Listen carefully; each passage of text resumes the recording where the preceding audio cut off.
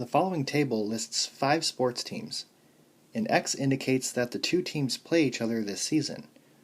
Draw a graph that represents this information, where each vertex represents a team, and an edge connects two vertices if the corresponding teams play each other.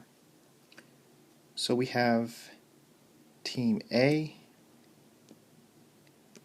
B, C, D, and E.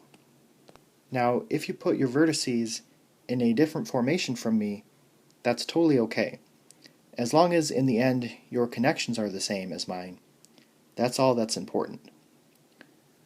So we can really read this table column by column or row by row, either way. So I'm going to read it row by row. So Team A plays B and D.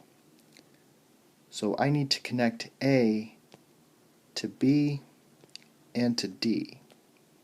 Team B plays A, C, and D, but I've already taken care of the game against A, so I just need to connect B to C and D.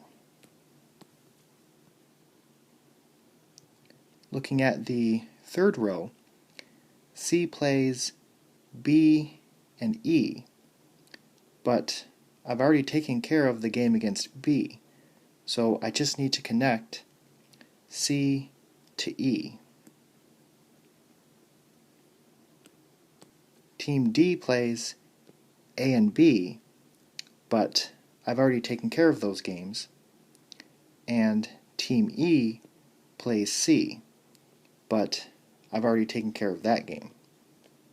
So this would be my final answer.